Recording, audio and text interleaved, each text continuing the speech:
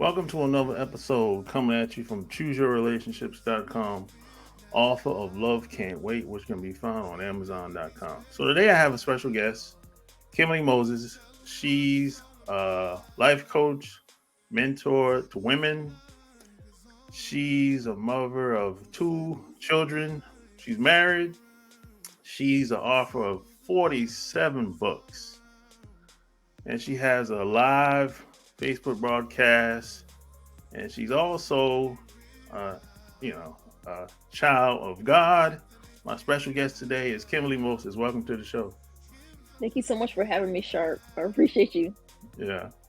So, like I said before before we started recording, the reason why I wanted to bring you on because a lot of people believe that that they don't believe that you can start one way and end up in a totally different place. They believe that hey, if you came from humble beginnings or you grew up hard, that hey, you just locked in. You can't get out of that.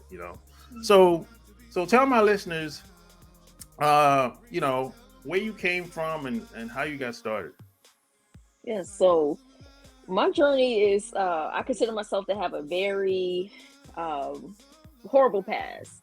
Like I was sexually Mm. assaulted at 6, so it kind of opened up the door for me to be out there. When I was maybe 12 years old, I had an aspiration of being a stripper, and that's what I did on my 18th birthday.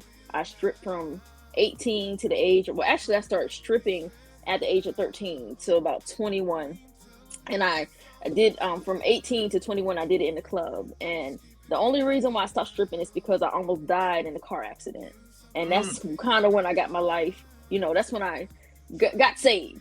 And started living for Jesus at the age of 21. Uh, had anger issues.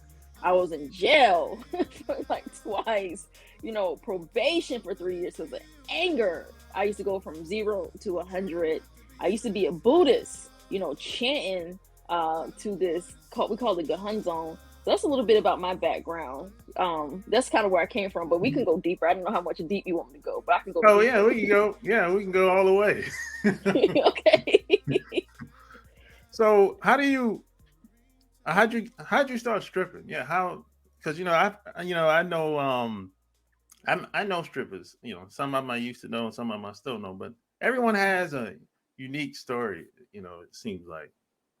Yeah, so when I was younger, me and my mother we used to watch this reality show or this talk show called Jenny Jones. I don't know if Oh you remember yeah, Jenny Jones. yeah, yeah, yeah. Yeah, but she used to always have like all these strippers on her show. Like they used to be ugly ducklings in high school, but then they turned like I guess beautiful or whatever, Yeah, gorgeous. yeah. So I was like, I want to be one of those girls. So I made a vow, and this is why we got to be careful about the vows we make. I made a vow, and I said, you know what? I'm going to be a stripper. So my aspiration was to be a famous stripper to dance all over the world. That was my aspiration.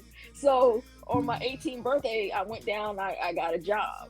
So that's kind of how I got into it. And when I say it was a lot of stress, I didn't have no peace. I didn't have inner peace. Mm-hmm. Trying to live that fast life, blowing through that money. I would just like make $500 or $1,000 a night, and I would just blow through it the next day. Crazy, right? Just blowing money. I didn't have wisdom. It set me up in one time. Um, I was hanging around some girls who were running tricks, and I don't sound crazy. We're gonna be transparent, right? Yeah, yeah. And I said, I want to try it. That was the crazy thing. I couldn't even do it. The guy, he gave me $100 for me to, go down, Yeah. and then I said I can't. So then he put the gun to my head and he Oh, called me the B word, and he said, "Give me my money back, you B." And I was like, so there God was really there on you my go. life. What I'm saying? Like here, I could have died that night. So I was like, Yeah. okay, that's not for me. I don't have to sleep around. I'm just gonna keep on stripping. So that was some of the crazy stories I had when I was out in that life. So where are you from originally? I'm from Fayetteville, North Carolina. I'm a military brat. My parents were in the military, and Oh, okay. I went to Colorado Springs. My ex-husband took me out there to Colorado Springs, and he treated me wrong, dogged me out, and I went through a wilderness experience out there, just 1,600 miles away from my family in North Carolina, just out in Colorado Springs, and then that was a turning point in my life where when I found God the most. So your family were Army? Yes, they're Army. Yes. Okay. So how long did you live the stripper life? How long did that last?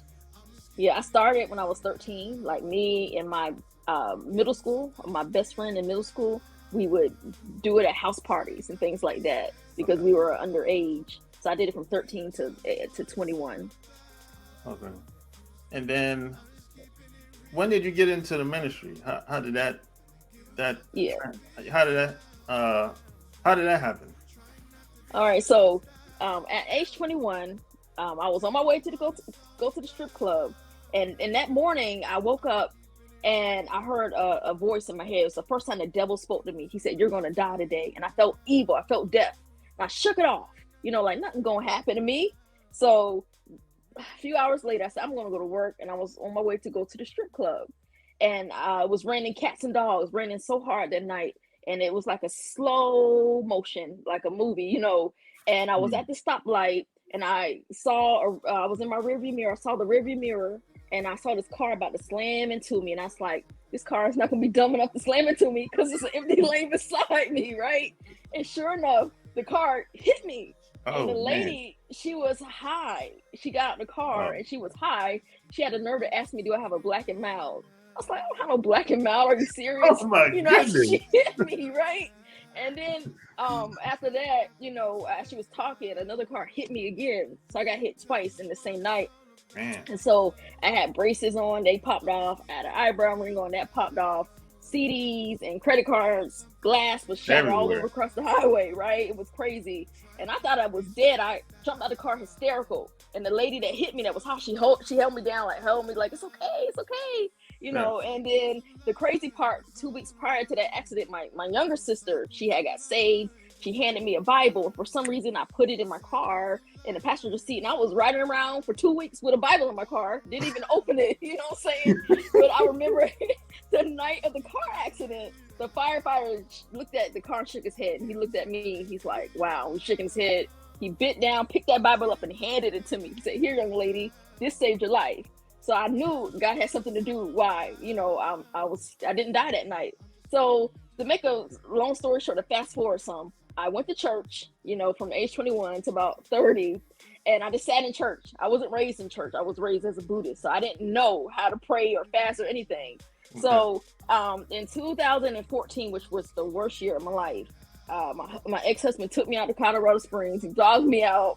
Then I had anger because I was mad at how he was treating me. So I was like the diary of a mad black woman. I took my car and I rammed it into his car, and then I got arrested, right? No! Yes, I did that. Oh my God. So I was in jail, and while I was in jail, I was like, "God, I can't believe I'm in this place. I was supposed to go to medical school. I messed up my whole life. I'm sorry." And I picked up this book in jail because I could only get out of my cell for 1 hour because I was on the suicide ward. And if you're in the suicide ward in jail, they can only let you out for 1 hour. And I had to wear this crazy Velcro suit. I couldn't have no blankets or pillow because they thought I could hang myself. They had you in the what they call it, the straight jacket. Yeah, it was crazy. So I picked up this book. It's called Doing His Time. So it's all about God's love and mercy. So as I opened up the book, I felt his presence and his peace, and I started crying in jail. What's the name of it? What was the name? Doing His Time, like his jail time, like doing his time. Oh yeah. And it's a green book. I know it's a green book. And I felt peace, and then from that moment on, God began to speak to me in jail. So I just got my life together. So then he started calling me to preach. I was like, "Who's gonna preach?" And I was talking back at first, and I was making up every excuse like Moses in the Bible. He made an excuse like, "God, I stuttered. Call somebody else." I was like that, like, "God, I'm divorced. God, I got anger. God, I got issues. Like, I don't want to preach." But then God pushed me into it, and then it just started flowing. And then the gifts of the Holy Spirit came, and I started prophesying, and people started getting healed and delivered. I'm like, wait a minute, you using little old me? Someone that went through all this. So that's kind of how I got called to ministry, which was in my mess. And I found God in jail, like for real. I found him in jail. Yeah. A lot of people that like have massive change, it always seems like something has to be like crazy.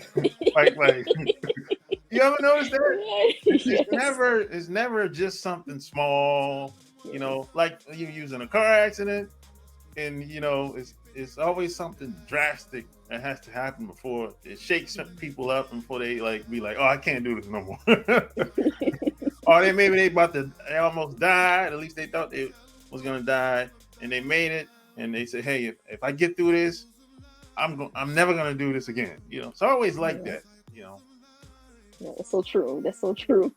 Yeah. So, like, like when you got the message that, hey, you know, I'm supposed to help people, and you know, but did you start with like I don't maybe one person at a time? I mean, how did it? I mean, was it like baby steps, or it just kind of blew up? Ooh, I think it was a process more, because when I first started, I was actually praying for my first marriage to be restored. And I'm praying, and I would pray like 12 hours a day. Like, God, restore my marriage. God, restore my marriage. That's all it was about, was that, right? Yeah. And then one day, God started speaking to me like, you are a prophet. I was like, a what? And I didn't know what a prophet was. I thought a prophet was an obese Caucasian guy with a beard, you know, because that's what I used to see on, like, remember the ABC special, the 10 Commandments, and they had that guy on there, Moses, and I was like, God, I don't look like that. I'm a woman, right? So I was telling God, like, no, you know, but I kept hearing him say it. And then he took me to the Bible and showed me there were women prophets. I said, okay. And then that's when it started happening. God started speaking to me about other people, telling me all their business. And then people started turning against me like, she crazy. Like, you know, people were scared of me. Talking about like your friends, family? Yeah, I thought they were my friends. Like the people I helped the most. Like, I'm struggling. I'm on the verge of being evicted. Matter of fact, I did get evicted, and I'm giving you my last. And I thought we were friends, and then you stab me and you kick me to the curb, right? Because you think I'm crazy because now I'm stepping in ministry. You're not used to Prophet Kim, you used to Sister Kim, or someone that don't know how to pray, you know, or step into what God called her. So as I stepped out, people weren't comfortable with that. It's like, oh no, right? So it started off with people rejected me, and then some people's like, oh, okay, God is using her. Oh yeah, she is a blessing. And then like it kind of got like word of mouth, like Jesus, when Jesus stepped out and he started healing people, demons getting cast out, people started telling people like, come see about a man. And the same thing kind of happened with me, like, oh my God, this girl told me all my business, and you know, I had back pain, I don't have pain in my back no more, or she prayed for me, then I got a new job, or stuff like that. So that's kind of how it started. And I started off on a prayer line, and I started in like 2015, and I've been doing the prayer line ever since 2015. And then God told me to do YouTube, and I started my YouTube channel about 2014, and it just added from there. So it was a process. So hey, tell everybody what's a prophet, because some people gonna be like, hey, that's some woo stuff. All right, so a prophet is a mouthpiece for God, or oracle for God. Ephesians chapter 4, verse 8 through 12 in the Bible. And the New Testament talks about Jesus when he ascended on high. He gave gifts to the body of Christ. Some pastors, evangelists, teachers, prophets, and apostles. Many people may believe in pastors and teachers, but they don't believe in apostles or the prophets, right? But you see most of the prophets in the Old Testament, and they wrote some of those scriptures. They wrote the Old Testament out, like Moses. He wrote like the Pentateuch, the first 5 books of the Bible. So they're friends of God. Like Abraham was a friend of God. So it's just a mouthpiece for God. You speak for God. Yeah. In the world, people may know of psychics. You know, they speak for a familiar spirit. They speak for a different deity, and they get information. But a prophet of God gets information from God or the Holy Spirit. But a psychic, you know, they may get information, and they may what they tell you may be true, but it's coming from a demonic spirit. But a prophet is speaking from the Holy Spirit. So that's the difference. Gotcha. So, what gave you the idea to start a channel? Facebook, YouTube. How'd you know to do that? Ooh, God told me to do it, and I was so nervous the first time when God said, "Really?" He said, "Do a YouTube video." And you know, when you're nervous, you try to hurry up and talk like do. Oh yeah, So yeah. like my first video was like 2 minutes. My voice was screeching like, you know, making, you know what I'm saying, trying to just get it out fast. And I wouldn't even take a breath. I was so nervous trying to cut the camera off, but I did it. And then he kept saying, get on YouTube. Then remember Periscope? You remember Periscope? Yeah. He told me to get on Periscope. And one day I was just crying. I was at a dark place. And I was like, God, I want a husband. I'm lonely. God, I'm tired of going through. And the guy said, get on Periscope. So I went on Periscope talking about the prophets. And a major minister in the body of Christ got on and he shared my Periscope broadcast and it went viral. And then my ministry started blowing up.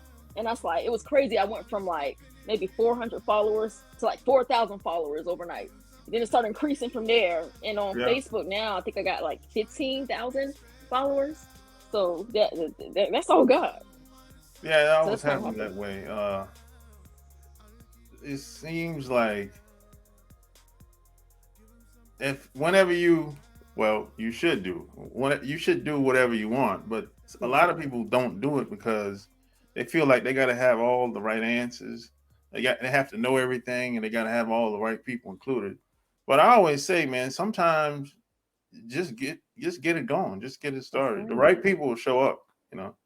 Absolutely. So, especially online, you just never know if the right person hears your message. They might share it, and it might just take off just like that, you know. Yes, absolutely. Yeah. So, how did you know to start writing? How did that come about? Did you have 47? No, okay. How many? Well, you know, I didn't look at all your books, but I know you co-authored with some too. How did you come up with the idea? Well, I'm going to write. This is going to be all me, or I'm going to co-author. How'd you come up with a lot of that? It came through like prayer and worshiping the Lord or spending time with God. What happened was when I got out of jail, right, and I was on probation, then I began to hear the voice of God, and He said, "You need to start a blog." I said, "A blog?" So I went on, you know, I stepped out on faith, and I started a blog, and I started writing all these creative stories, right? And I was so ashamed of my past. I was so ashamed that I got molested. I was so ashamed that I got you know, probation. I was in jail. So I would take, you know, my stories, make little mini stories, but I wouldn't put my real name in it. So like my first book was called Overcoming Difficult Life Experiences, Prescriptions and Prayers. I know it's a mouthful, but God said, turn that blog and put that in a book. So I named it Overcoming Difficult Life Experiences, Prescriptions and Prayers. So that was my first book. So when I stepped out and did it, then God began to download. He told me, here are 21 books you got to write. I said, 21 books, God. Right? So I know it sounds crazy. So I took a composition book and He gave me all the titles at one time. I began to just write it down. So I went through so many hardships, so many like demonic attacks trying to stop me, trying to discourage me from writing books. I remember like I was so suicidal, so depressed. I was praying. I said, God, I don't want to live no more. Kill me now. And He spoke to me. He said, it is not your time to die yet. You got work to do. And it broke depression off of me. And then I got on the computer and wrote my second book, which was about emotions. But I just kept writing and writing. And then I remember one time I was writing this prayer book about, it's called Prayers That Break the Yoke of the Enemies. It's about coming against demonic spirits. As I was writing this book, my laptop crashed. I'm like, really? My laptop crashed? You know, so I got in the car and I went. It was Black Friday. I never forget. I almost got another accident. I almost died again. It was Black Friday, and my car about to skid off the road because like black ice everywhere. And I said, "Oh my God, I'm about to die!" Trying to go get another computer. So I got a second laptop. Got home and that crashed. I'm like, what in the world? How this computer crashed? Yeah, it crashed like the next day. I don't know. It was this crazy. Had like lines all over it. Like it was like, you know, like the TV turned. It's like lines on it. And did you recover your info from the first computer? I didn't. I had to start over. That's the crazy part. Like the enemy was fighting me. So I took that computer back and I got another computer. So just things like that kept happening. So after I finished the 21 books, then God said, okay, you're not done yet. So He kept depositing more books inside of me. And then after we went from books, then I start doing film now. I got like skits Oh, okay. and short, what is it called, screenwrites. I got some of those written out, and me and my husband stepped down and we got some camera equipment, and just got to start shooting. But the book collabs came as just prayer and just spending time with God. God gave me some ideas, because one of the things about writing books is to help new writers, people that want to write books but they don't know how to write books. And I'm just teaching them, like, you can do this. So I showed them everything I know, and we partnered together, and they can become authors as well. So that's kind of how that came about. So it came to 47 books. My new one that's about to come out, I just kind of put it on Amazon today. It's not out yet, but it's called Tabaletta, and I might release it like January the 2nd. But it's a superhero book. It's a visual book.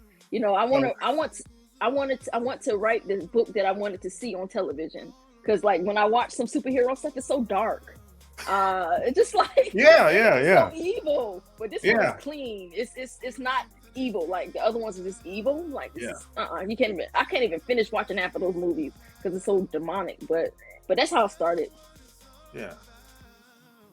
So okay, let's talk about film. What type of films y'all gonna be doing?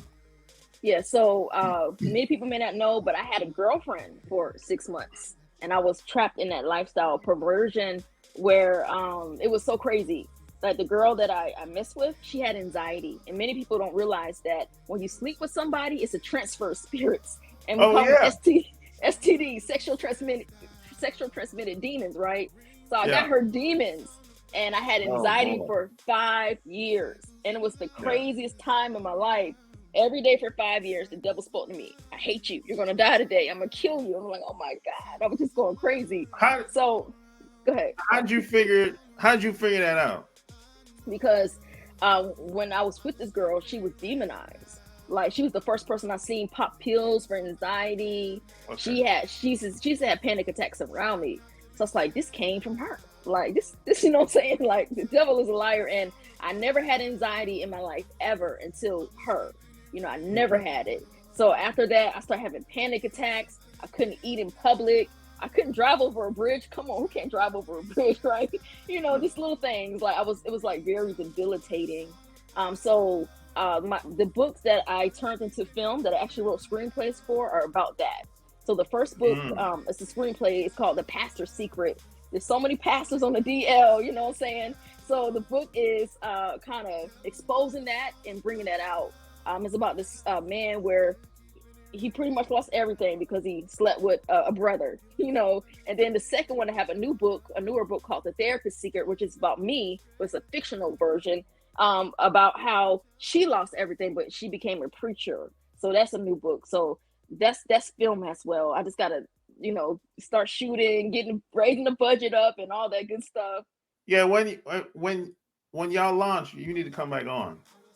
Okay. Yeah.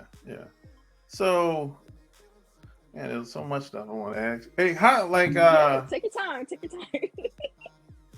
Like, and you have the thing about you have a lot of different topics though.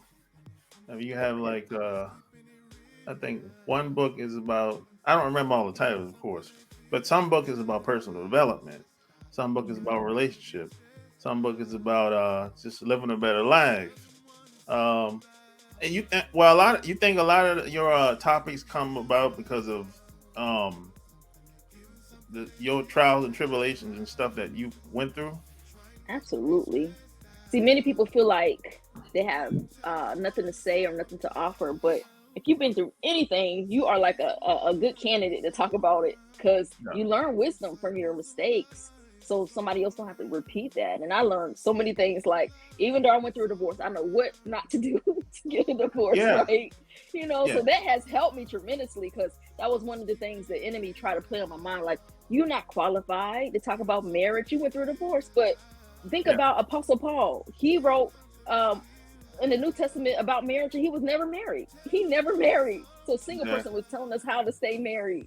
So I don't respect that. You have people that they're just good presenters, and they know what to say, how to say it, and know how to dress right. And I'll be like, hey, you ever been married before? No. What? Wait, no. There's I don't like that. I like something just not right about people that you're trying to tell me how to do something that you never done before. Like, I don't know about that. So hey, when it comes to energy, now a lot of people don't understand how energy works. Now, I didn't really know about energy until I think I was in my 30s, and I think but I was out of the Navy by this time, and every time I would I dated a woman or whatever, and we spent a lot of time together. We spent the night together. Probably a day later, a day or two later, they like act totally different. I'm like, what the? That's when I kind of, I don't know, I kind of picked up on that. And then I had somebody, an older lady told me something like, hey, you're doing something to that woman. She talks about you all the time. She respects you, this and that. I said, oh, really? A lot of people don't believe that. So I don't really know how to explain to people how important that is. So when you say energy, like, can you kind of tell me more, like a little bit about As it, far as like the like term energy? as far as like being intimate with someone, how you can transfer um a piece of you basically is left in Yes. this person. A lot of people don't believe that. They act like it's like some woo woo fantasy that doesn't exist. It's kind of like they'd be like, look, I just got mine and that's it. See you later. And, doesn't it doesn't work that way.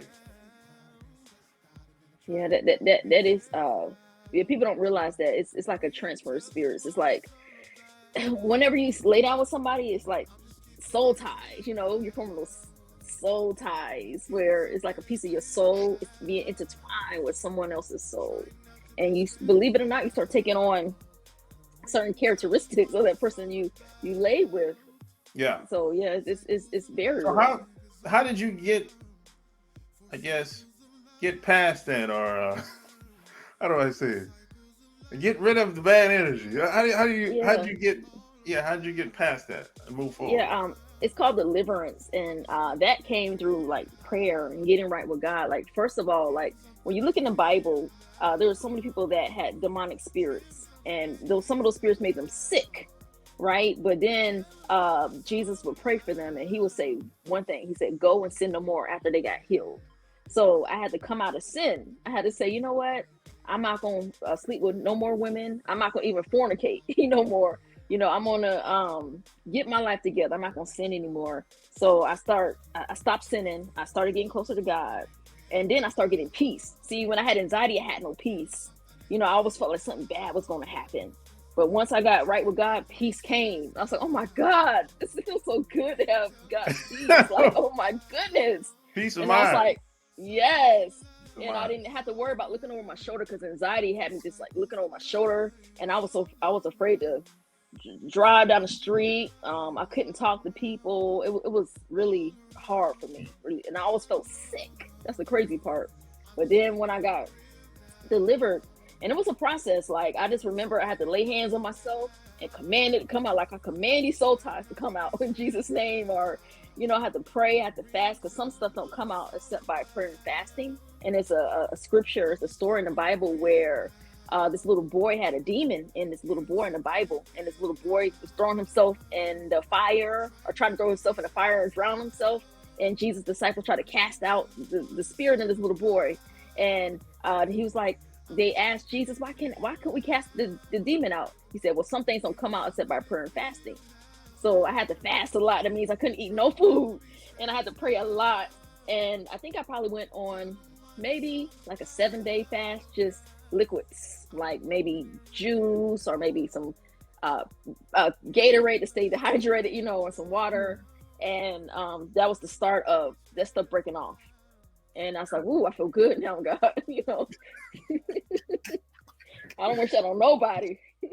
Yeah. So how did the well, how often do you do the live broadcast on Facebook? Yeah, I try to do it for like a week. I'm sorry, every week I try to do something. So at Yeah, least once a week? yeah, because I'm a full-time publisher, so it just be a lot on me, trying to balance the publishing company and then ministry. And So yeah, so let's talk about it. How often do you write? I write every day. Good Lord. Yes, I have a Christian magazine called Rejoice Essential Magazine, so I kind of write stuff in there. And then also I'm a ghostwriter too, so people don't know how to write, then I just kind of help them write as well. Then I'm writing teachings, writing like notes to speak on when I go on Facebook. So I try to write every day. Got you. So what type of writer you are? You one of those writers where you write like 5,000 words a day, or you write a thousand words here, 1,000 words the next day? What type of writer you are? It just depends. It just depends on the flow. Yeah. Because like I don't know about you, but I have children, and Not yet. no kids. Not You yet. know, yeah, not yet. They're on the way though. Yeah. Jesus name. But it could be demanding on your time. Your kids like Yeah. mommy, and so I gotta kind of pull away, and then having a spouse, you gotta make sure your house clean, and so I just write when I can. I write when they sleep, so I can get some stuff done. So Yeah. it's not a particular word count. I just write what I can. Yeah. Yeah. Me personally, I have to be I have to feel a certain type of way to write. Because I Oh might yeah. be like be in a zone for like 2 or 3 days. I might write like, man, 10, 20,000 words. You Oh, know, that's good. and then I might go another month, nothing. Wow. So it just depends on how depends on what's going on around me at the time, and it depends on if how things flow. Because sometimes I might know what I want to write about, but I might not know how I want to write about it. You know, Yeah. so it's easy. It's like it's I don't know. It's kind of weird. It's easy for me to do a video, but it's hard for me to write. It's kind of weird. I don't know why that is, but I don't know. I had to treat writing like a job. Like I don't wait till I feel like I just do it. Like, and I tell people to write their outline first. If you can have an Yeah, outline, like how you brainstorm and just get those main points out, and then just build from there. So now you know what you got to write. So just do it. Like like Nike said, just do it. That's how I treat it. yeah. So you have mostly women followers, men followers, or couples, or what? You think? Yeah, it's crazy. Like I look at my statistics or the analytics of who follow the ministry or the businesses and things like that, and it's 75% women, 75% women, and they're from the ages of like 24 through 54. I'm like, okay, so I looked that up, Okay. So I'm looking and, at. and No, you're go ahead. looking Go at it. ahead. Yeah, and the crazy part was I never wanted to minister to women because, like, in school, I had a hard time with like women fighting and all that stuff, jealousy and all that. So I was like, I don't like women. But it's funny. God has a sense of humor. He called me to those that I try to avoid. So I just laugh at it. But yeah, So how long have you had the magazine? since 2015. Wow. Yeah, I'm on the website right about now. Okay, It's nice. thank So what's you. the magazine about?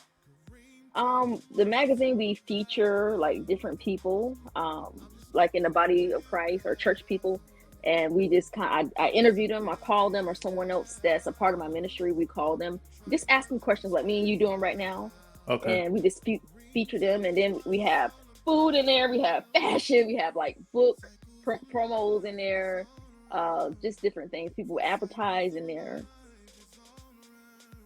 But That's the crazy part about the magazine is I never thought I would do a magazine. I didn't want to do a magazine.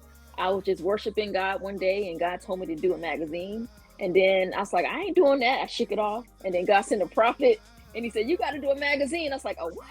So I stepped out, and I don't have no design skills. So I tried to do the cover myself. It looked like a kindergartner did it. So I was just like, God sent me help, every month. He sent me a people that one pastor, he said, I have 100 articles. Here you go. And he gave me 100 articles to start me off. And then people start coming to me like, oh, so as I stepped out in faith, God gave me everything I needed and all the help. Exactly. That's what I'm saying. Sometimes if you step out, the right people will show up.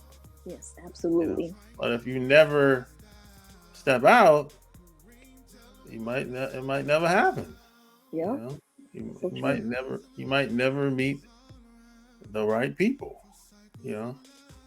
Yep, So yeah, that's how, at least that's usually how it's happened for me.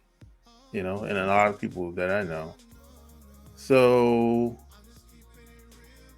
you got the so you got the ministry, you got the books, you got the films, you got the magazine.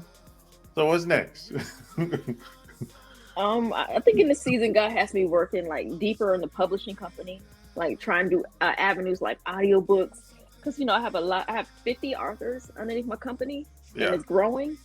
And each of those authors have like an ebook and a paperback. Some have the hardbacks, but now I'm doing audio, so I'm like working really hard behind the scenes putting out audiobooks. So I'm just expanding in that. Yeah. Oh yeah. Also, we have beauty. I have a beauty business as well. What help the women. What type of products?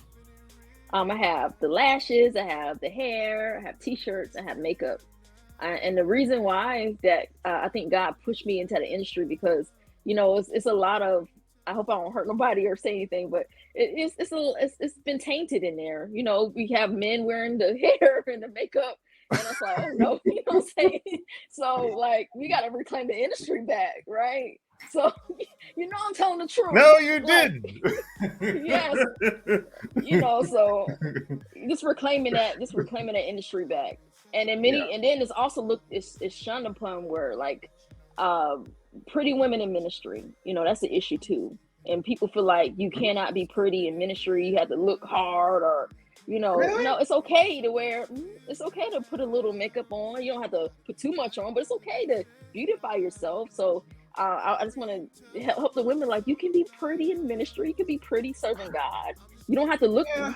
Come on, you married. If you marry, you got to give your husband something to look at, right? So, yeah. I never heard. Now I've heard things. I've heard women say stuff like, I heard women make, they'll say negative stuff towards the attractive women, but I never. That's a new one. I never heard a woman say, "Hey, I don't like looking too pretty." I don't know. They say if you wear lipstick, you're Jezebel. That's not even true. Oh yeah. I've heard that. I grew up in the church. So yeah, I've heard and seen. Man, I think I've heard and seen almost everything as far as the church goes. Yeah, I've heard stuff about the lipstick, or they wearing the red dress or red shoes, and I'm like, or too much makeup. I'm like, what is right? What are you showing up for church for? This is a fashion show or what? I don't know. So yeah, I think what you're doing is a great thing. I don't really know a whole lot of people. Do you know anybody else in your neck of the woods that's doing what you're doing? Similar, but no. Yeah, I don't really know anybody that's doing what you're doing. It's a great thing, So wait a minute, do you have a church? Or are you doing everything virtual? Yes, it's virtual, yeah.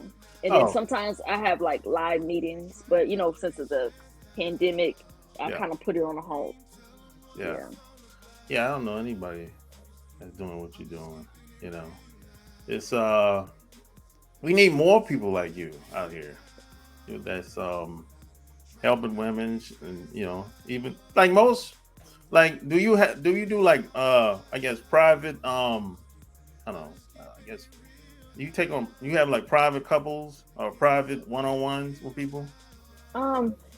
Yes, for my mentees I do. Okay. So you get like emails with people, hey, help me with my relationship, or all the time. All the time. Yeah, it's 24/7 and never stops. But That's it's good. very humbling as well, you know. Yeah. So how in the beginning when that started happening, I know I can tell you how it happened with me, how I felt about it. When the beginning when you start getting like I was getting hundreds of emails. How did that make you feel in the beginning? Ooh, I had to take a break because you can get burned out, and then I had to cut off my notifications so I can get my my mental rest, and then spend time with God, because it never stops. It could be at 1 o'clock in the morning, you sleep, and ding ding, it'll go off and wake you up out of the sleep. But I just do what I can do, and then I just believe God for help, and He sent me help so I can just delegate some, because I'm only one person. I can't do this all by myself. And whenever you have a God vision, He'll help send people to help you, right? Yeah, So yeah. yeah. So if people wanted to follow you, check out what you're doing, where would they go to? Yeah, they can go to my website at prophetessk.org, or you can follow me on Facebook. My Facebook page is Prophetess Kimberly Moses. You can go on YouTube, which is Kimberly Moses. And I have another YouTube channel, which is more like review, but it's Kimberly's Finds on YouTube. So you can find me on those platforms. I'm on those most: Facebook, YouTube. Yeah. So follow her, like, share this episode. Uh, if you listen to me on the podcast, all links will be found in the show notes. Until next time, we out. Peace.